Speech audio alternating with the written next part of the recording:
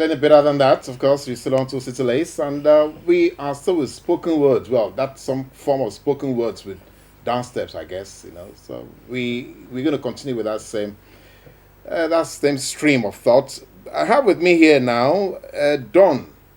He's not Italiano, he's Nigerian. Don Fabrino is going to be, well, he's here to tell us exactly what this event that we're going to be witnessing on Saturday, what it's all about. So, can you first give us a summary of what we expect to see on Saturday? All right, thank you very much.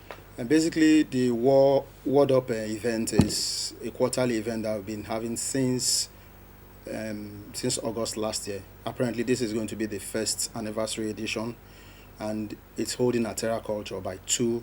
The gate opens by 2 p.m. Yeah, and strictly we are going to be doing the non-Nigerian time or African time thing. So 2 for 2 is 2 not for 2. Yeah, for 3, not 2 for 4. Not exactly. So we would urge every other person that wants to be part of this to put this in mind, because it's also one of the things we want to try and promote. Let's situate this properly. Yeah. Terra Culture is where? That's somewhere in VI, Tiamiu Savage. Okay. Yeah. Okay, all right. Yeah. So now, when you say those who like to come, you're looking at maybe youngsters, you're looking at old people, you're looking at... basically, like my colleague rightly said, Holloway said, it's not an art for just, there is no age barrier to it. Beautiful. Like I remember your co-host was talking about a situation where history has been passed from generation to generation orally. So I don't think it's something my father or my mother or my uncle will not be able to relate with. And it is a beautiful thing that the ones in our own generation, younger ones now, are now beginning to and that's why you have to make it appealing to them.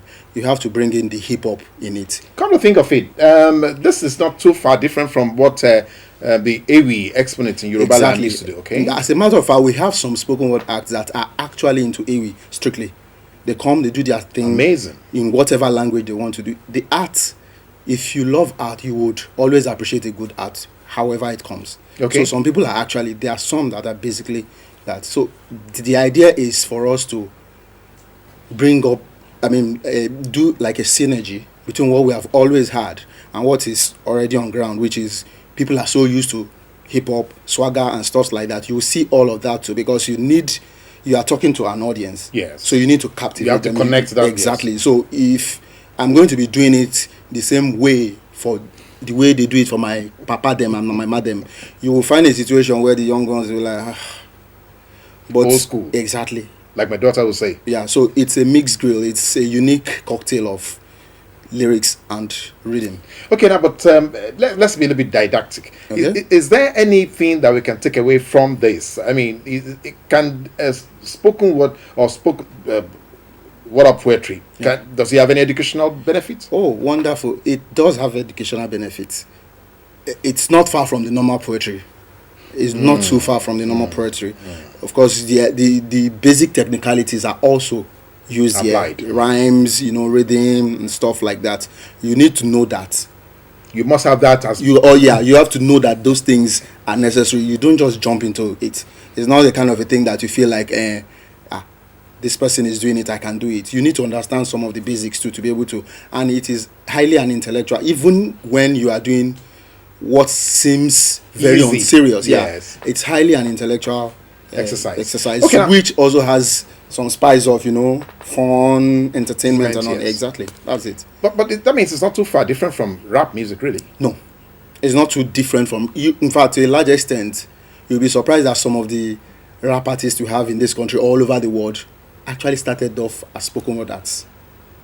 Someone like Kanye West actually did some spoken word and all that. So, to a large extent, there is a connection somewhere between rap and spoken word. Yeah. Okay, now let's take a flight back. You just said Kanye West started off. Yeah. So are you saying that somewhere in America, actually a group of people will come together to be doing this? Oh, okay. If you go online, you actually would see a lot of materials on spoken word. My colleague talked about Shehan. Yes. We brought him last to Nigeria. Yeah, yes. Yeah, it's arguably one of the biggest spoken word acts in the world. And when you're talking about spoken word poetry and shows, there is a particular show in the US which is like the top notch of it, which is the Deaf Poetry Jams. Yes. Produced by Rosa Simmons. Yes. The same guy that does the Deaf. Yes. Okay. So he has performed at that level.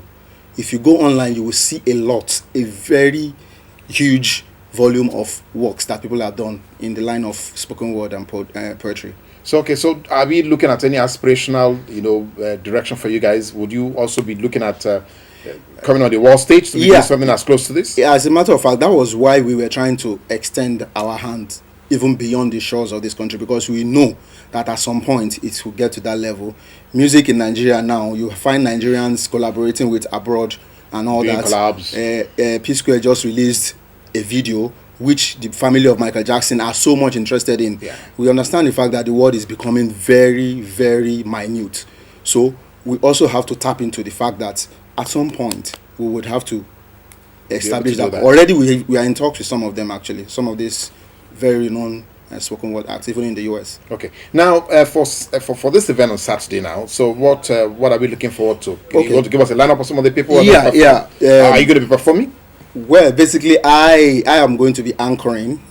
Okay. I'm one of the MCs for the day. I've always anchored the event. So, like was mentioned earlier, we have Word Up is a kind of a stage where we kind of project a level where you need to have proven yourself to be able to climb that stage as a poet.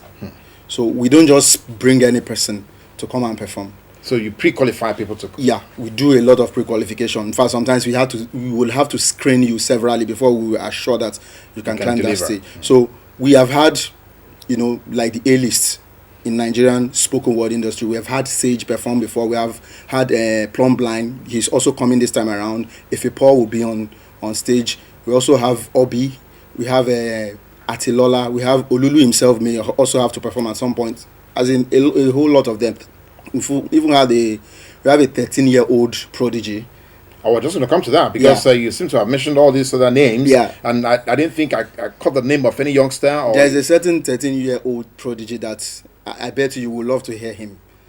When he speaks, you wonder what you were doing at his age. That's just what I want. That's amazing. Yeah. So those are kind of things that you come and feel.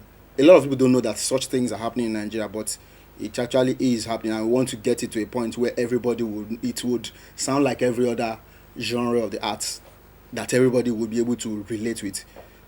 Now, I wish I didn't need to ask this, but again, arts and development. At what stage do you think this can begin to permeate? Yes, and begin to affect. In fact, that was part of the reasons why we decided that this is the part of the art we actually want to emphasize, because it has a lot to do. They talk about the fact that youths these days, or the young ones, are, you listen to a lot of lyrics, you're like, excuse me, how did this come to be and all that. But in spoken word, you actually have to conceive what you want to do, as in it's a serious mental work. There's a thought process. Especially, so you don't just come and say gibberish. You don't just come and, string beats together, because basically what we have these days is that people bring melody, a lot of beat and harmony, and we are not even listening to what they are saying. Yes, yeah. So we want a situation where people would become more conscious of thinking. You have to be a thinker to be able to actually be a spoken word artist. You have to be able to visualize things and then be able to put them in words. Not just put them in words, now come in front of an audience of 200, 300, like you said, we are going to 1,000 and beyond, and then deliver. Not just deliver that you are reading a book or a speech or something like that. You are acting out what you are dramatizing. Exactly, to a large extent. So you find out, and you can really not emphasize the place of words in any society.